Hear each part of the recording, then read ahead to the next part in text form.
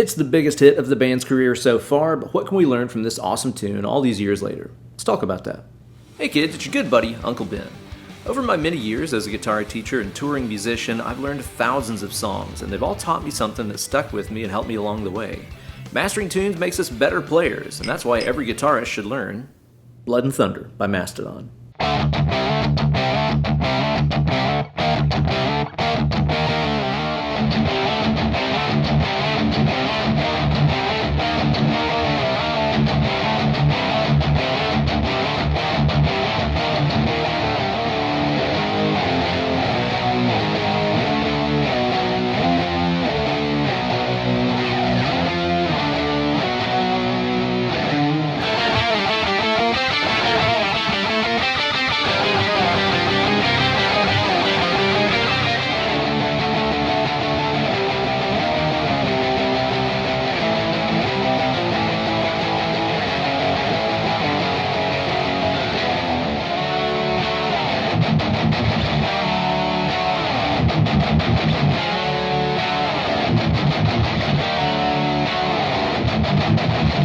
Hey kids, it's good buddy, Uncle Ben. So as a lot of you guys know, this has been a pretty freaking crazy year for the guys in Mastodon. Starting off with the departure of Brent Hines from the band, which of course led to myself filling in for him, as well as my good friend Nick Johnston. Bron Daler's mom sadly passed away earlier this year. Then of course we had the tragic loss of Brent himself. The band played the final Black Sabbath show ever, a huge part of heavy metal history. They've been touring all over the world, and they've been in the studio writing and recording some absolutely insane new material. Yeah, 2025 has been pretty wild, so it made sense to me to close the year out by taking a deep dive through one of their greatest tunes and talking about what makes it so awesome. But you're going to get even more out of this video if you check out the extended and ad-free cut that's only available over on my Patreon page, patreon.com/Ben Eller Guitars. People are calling it the greatest buck a month that they spend, and or a potential cult. And it's up for you to find out. Sign up today, even for just $1 a month. You're going to get that video plus access to hundreds of exclusive goodies like backing tracks, bonus lessons, downloadable tabs, and so much more. So don't delay. Sign up today over at patreon.com/Ben Eller Guitars. Now, let's get into it.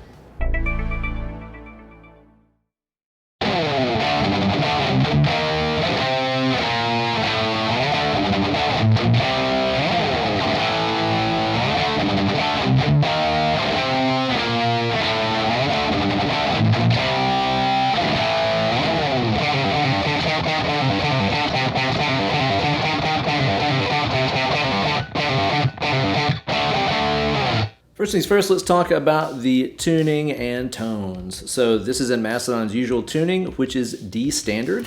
That's a lower standard, just like your dad's second wife. That means we're going to be tuned DGC FAD from low to high.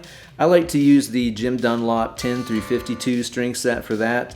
And I'm playing today on my beautiful Dunable USA Custom Yeti, which is the 25.5-inch scale length, which gives me a little bit more string tension. If you're playing on a shorter scale like Gibson guitar, you might want to use a set of 11s to keep up with that string tension. Now, tone-wise, this is before the band got into using Friedmans and Synergies and Dietzels and all that kind of stuff. Back then, they were using old-school Marshalls boosted out front with a dirt pedal. And that's kind of sort of what I'm doing today, using my beautiful new Suhr SL68. This is their 100-watt plexi that I just got from my dear friends over at Sweetwater, and it is bananas. Absolutely incredible amp that can kind of do anything. It's a totally old school hand-wired 100-watt plexi style amp, so it has a moderate amount of dirt to it, but just to push it over the edge into full-blown sonic meltdown territory, I'm boosting it out front using the Pepers Pedals Dirty Tree.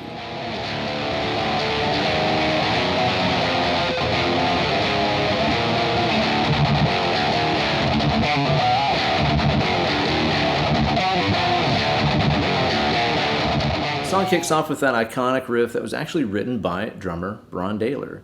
It's really cool, and it's based around the Phrygian scale, or as the old-timers call it, the Spanish minor. This is one that's used all the time in metal stuff because it has a lot of the most aggressive sounding intervals, like that flat 2, you know, the Jaws interval, as well as your flat 3rd and flat 6. All your metal staples, all in one scale.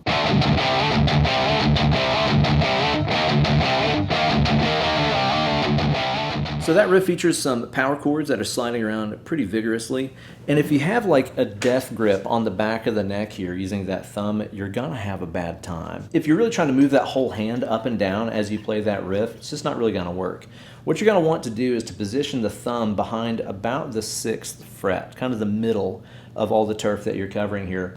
And let the whole hand kind of swing off of that thumb, like this. Notice the thumb never really changes positions.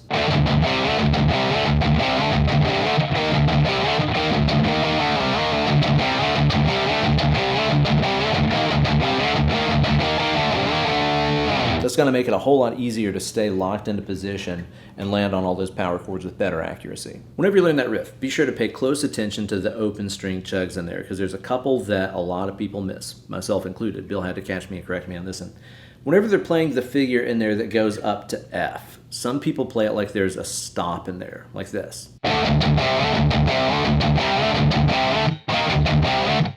There's a discrete chug on the low E, so just be sure to pay really close attention to that.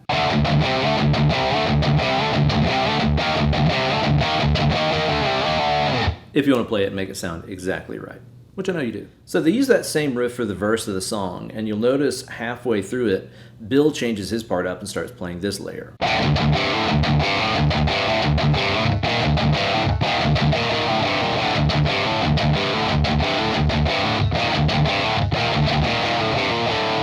Those inverted power chords are always a great way to thicken up a riff whenever you want some extra impact. Chorus riff of the tune has some big ass power chords moving along a diminished highway. Let's check it out.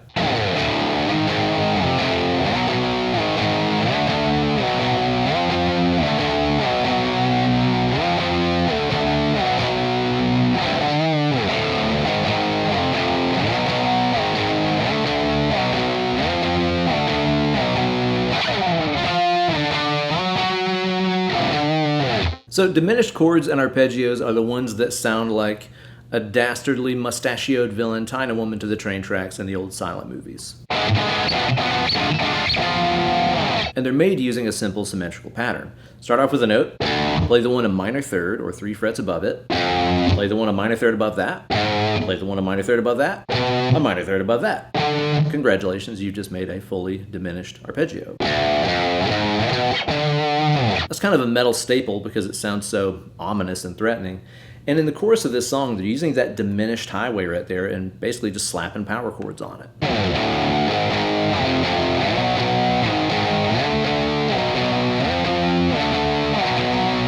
You can see how every one of those power chords is just kind of a checkpoint on that demolished highway. On the repeats of those last chords,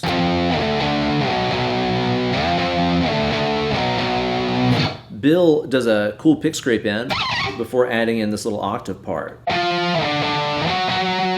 which serves as a really cool harmony on top of there. So the first two are just basically octaves of the roots, the G to the E. I'm using these note names not relative to tuning, I'm talking position. You know how guitars work, you know how this goes. And then he lands on this G sharp up here. Now that's when Brent's guitar was on the C sharp power chord. It kind of gives it this big, thick power chord sound whenever he lands on that one.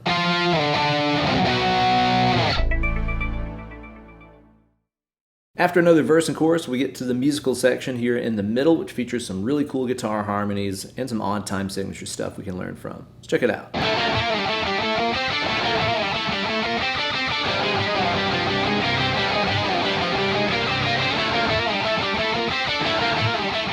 So this section features some shifting odd meter stuff. We alternate measures of 5/8 and 6/8 as we go through that riff. Now, what do I mean by 5/8? Well, what I mean is a measure of music that is 5/8 notes long. If you don't know what eighth notes are, that's where we're counting 1 and 2 and. We're counting not only the beats, but the halfway point in between the beats. 1 and 2 and 3 and 4 and. Those are eighth notes. And we're counting 5 of them. So that means it's going to sound like 1 and 2 and 3. 1 and 2 and 3. That's a measure of 5/8. 1 and 2 and 3. Just like that. Notice there's no and after 3. It kind of gives it that lopsided sort of feel. After that, there's a measure of 6/8, which again means we're counting 6/8 notes. 1 and 2 and 3 and. there's that missing and that we didn't have with the 5/8. If we count it out with the riff, it's going to sound something like this. 1 and 2 and 3. 1 and 2 and 3 and 1 and 2 and 3. 1 and 2 and 3 and. That's a great introduction into playing some odd time signature stuff. If you want an even more detailed breakdown about odd time, be sure to check out the video I did a few months ago about why everybody should learn Them Bones by Alice in Chains. So that riff with the trills in it is getting played by 3 different guitars in kind of a low, middle, high configuration. The low guitar is playing that riff starting off on B.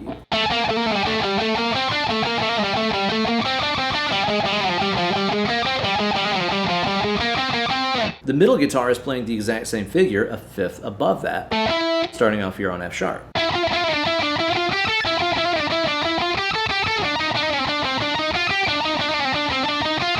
And the high guitar is mimicking the low part an octave up on B.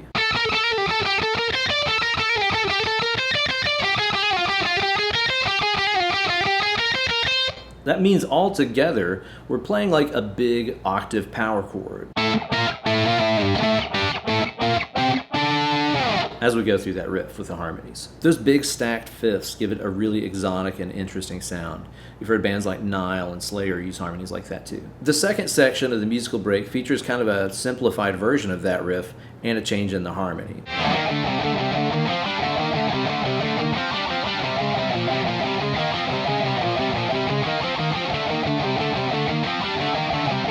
Instead of having the trill in there, we're going to simplify that into this. And harmony-wise, here's what we got going on. Brent's part moves to an octave below where he was, so here at the middle B.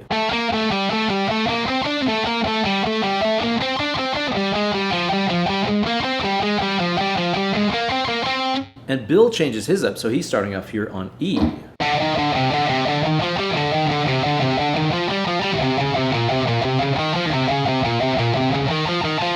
Put together, that gives us another power chord.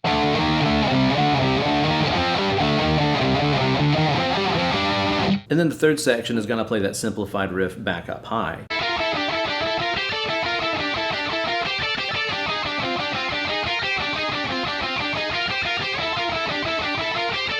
Brent's part goes back to where he began here on the B. And Bill's part is starting off here on F sharp. So in this configuration, this is stacking up as these fourths, which has a really cool sound to it. You could also just look at those fourths as being the upper part of a power chord, you know? Kind of tomato tomato, really. But those kind of harmonies are what we call non-diatonic, okay? This means we're just keeping the same distance between the notes regardless of if it fits in the scale or not. We're breaking outside of the scale a little bit there to keep those notes the same distance apart. But keeping that set interval just has a unique sound to it. Again, it's that Slayer thing that we've heard forever. It's a really cool sound, and you only get it if you kind of break the rules a little bit with those non-diatonic harmonies. This section is typically where like a ripping guitar solo would go, and that's cool. But I like having this little musical break. It's kind of a Thin Lizzy thing, you know? When you listen to songs like Cowboy Song by Thin Lizzy, it has this really cool, just musical break in the middle of it that's not as like, look at me as a guitar solo. It's just really cool riffs and melodies. And I love when Mastodon does that kind of thing in their tunes. It's a great alternative to having a guitar solo. After that, we get to the bridge part of the song that features Neil from Clutch on vocals, and it's got this just huge sledgehammer of a riff behind it. Let's check this out.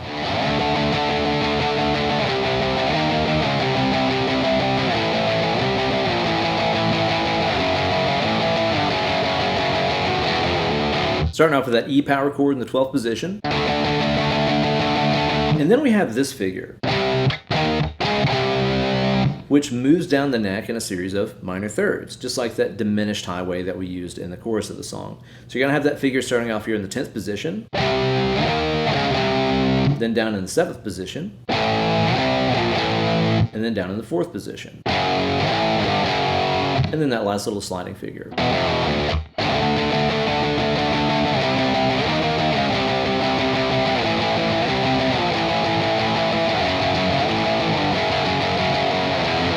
It's an interesting riff because it doesn't really stay inside any scale in particular. Once you visualize the minor third thing, it makes it a lot easier. I think the most important thing we can learn from that riff is the power of contrast in our songwriting. That musical section that we had before it was really complicated, crazy harmonies, the crazy time signature stuff, and then it just falls into that riff, which is really simple. Straight eighth notes, big ass power chords, great vocal hooks by Neil over there. And it's way more effective because what happened before it was so much different, you know? If you want a big, simple, heavy riff to seem even more big and simple and heavy, put it after something really complicated. One more time through the chorus and the main riff before we get to the outro riff, which is bludgeoning. Check this out.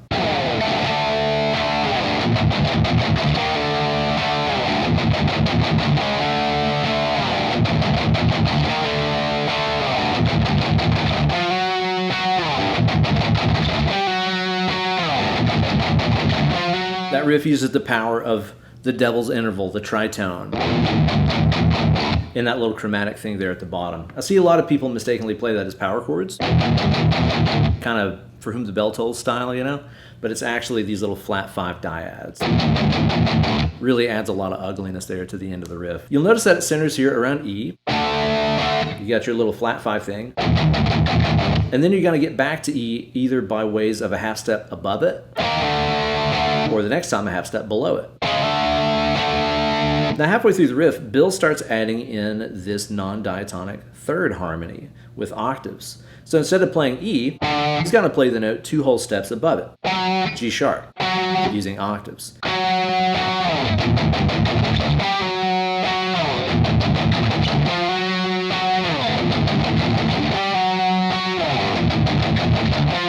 That's another example of those non-diatonic harmonies. It's not necessarily staying inside of any scale. It's just essentially saying, if you're playing this, I'm going to play the exact same thing, this set number of frets above or below it. That's a great way to look at non-diatonic harmony stuff from a really simple perspective. If it's a non-diatonic fifths harmony, just play the same thing 7 frets up, like Slayer does. Or if it's a fourths harmony, do the same thing 5 frets up. You're just always keeping that same distance between the notes, regardless of if it fits in the scale or not.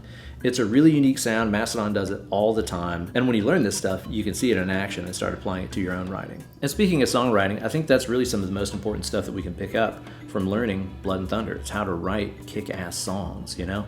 It doesn't have a million parts in it. It's not the hardest thing in the world to play. It's just a really effectively written song. You've got a great riff that kicks the song off and also doubles as the verse. You got a really simple, brutal chorus part with a great catchy vocal hook over the top of it. Another verse and chorus. I love that they have a musical section in here instead of like a solo. And after all that instrumental complexity, you got that great brutal bridge riff, another chorus, and then that super heavy outro riff. There's really not like one measure that you could cut off of this song. It's all really tightly written, really well constructed. And I think that's probably the most important thing that we can learn from Blood and Thunder. So there you go, guys, a deep dive into one of the sickest tunes in the Mastodon catalog. That was the last song of the set whenever I played with them earlier this year at the Tool in the Sand Festival. And yeah, it was awesome getting to smash out that outro riff and the cool harmonies and all that stuff. That entire gig was insane. Easily the highlight of my 2025 for sure. I've got a whole video about that experience. Be sure to check that one out. There's also like a 45-minute long cut all about the gig on my Patreon page. So you can check that one out too. If you sign up this week, even for just $1 a month, don't delay, sign up today. It's going to get you access to all kinds of good stuff. Be sure to like the video, subscribe to the channel, and ring the bell for notifications every time I upload a new slice of fried gold. And as you go through your week, keep a good thought. Let's do something good for somebody out there. There's a lot of negativity out there in the world right now. There's a lot of hate going on, and that's not exactly helping us as a species. I think we can make the world a kinder, gentler place, one act of goodness at a time, but it's up to us to do it. So if you have an opportunity to do something good for your fellow human being this week, do it to it. Give somebody $1, buy a meal, give somebody a hug, whatever. I don't know. Just do something good out there, for crying out loud. And be sure to tune in next week for some more goodness right here on the channel. But for now, get away from the computer machine, grab that rock guitar, start mashing some rope. Less clicking, more picking.